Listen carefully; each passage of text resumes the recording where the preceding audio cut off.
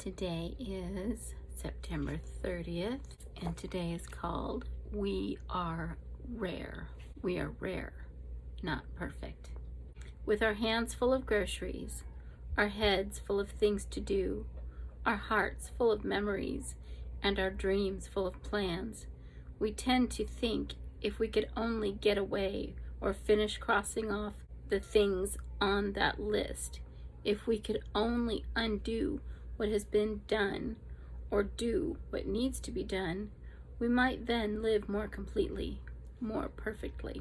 But we are human beings, flawed, colorful beings that eat plans and memories for food. This is a deep paradox at work within us, for though we aspire to self-mastery and peace of mind, we are only momentarily whole. As conscious beings living in bodies, we are worn down by the days until we flash open to everything. These are the moments of enlightenment when the clarity and compassion of centuries rise in us, and we are suddenly more than we are, only to trip on the garbage the very next day or say something hurtful the very next minute to the one we love most.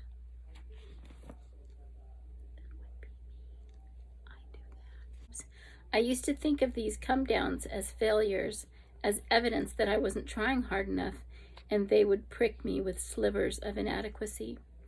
I often felt discouraged, as if there were something essential I just couldn't learn. For a while, I felt deeply flawed, but I have come to understand that this is only the earthiness of our human condition. It is not to be corrected or eliminated or transcended, just accepted. We are in moments pure and ageless as light, and with the very next breath, we drop things or bruise the treasures of a lifetime. We need to soothe ourselves, not blame ourselves. We are rare, not perfect, and seem destined to know all there is briefly, only to pound it into the bread. Yeah, I'm thinking of a book. It's a long book and it's kind of like metaphysical. It's called After the Ecstasy, the Laundry, which is not, physical ecstasy. It's more that existential ecstasy where you finally feel like you're so zen, or you have transcended your ego. You've separated your ego out, and you're this total badass of spirituality. But then there's a pile of laundry that needs to be done, or your toddler's diaper doesn't hold up under the excruciating diaper blowout that they just had, or the dog pukes on that brand new rug that you just got. So you can be zen as fuck, and then real life is gonna still kick open your door, and you're gonna respond to it like, God damn it. Most times we are. A lesson from one of my daughters. The couple of times that I have just gotten so flippin' annoyed with her, and like snapped at her and spoken very harshly to her, she would just let it go.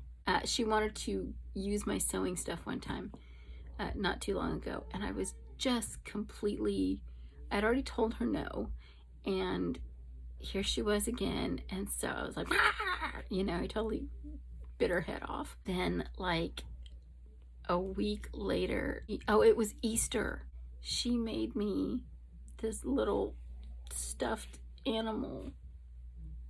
That's what she was doing. That's why she kept stealing my sewing stuff, is to make me something. And I felt like a complete ass. And then a couple of months ago, my grandsons were here. My house is not a show palace by any means. She was helping my youngest grandson color, but she was doing it on the coffee table that I had just painted, and I could see that the markers were slipping off and getting onto the coffee table. And I've told them all a million times, don't color there, but she was coloring there with him, and I was like, oh the hell no. And I snapped at her. It's like, stop right now. And of course, what were they doing? They were making me something. Yeah, they were making me something. So they picked up all of their supplies and moved somewhere else and finished this little project for me and then gave it to me. And I don't remember if it was later that day or the next day. And I just felt like a giant turd. As zen as I can be in some moments, I am still very rare. I am nowhere near perfect. I'm sure you hadn't caught on to that yet. Ready? Mindful. I don't know why I feel the need to do that. I just do. Mindful moment. Sit quietly and recall a lighted moment in which life appeared especially clear to you. Now recall a moment in which you hurt yourself or a loved one and feel the result of your clumsiness. Without judging yourself, hold that earthly reminder of your humanness in that clearness and let the two soften each other. Oh, that's a good idea. Enter your day with both clarity and compassion for your own humanness. I think that's a good idea. I like that. So, did you do your water challenge again today?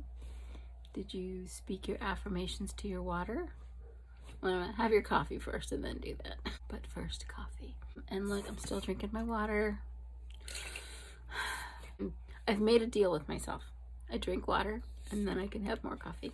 I'm doing it. But we're only one day in, so I'm not going to report anything. I'm not there yet. I'm still working on the humanness part. Anyway, I hope you have a great day. I love you. And I'm so excited that I get to do this every day. Be here with you. Have a great day.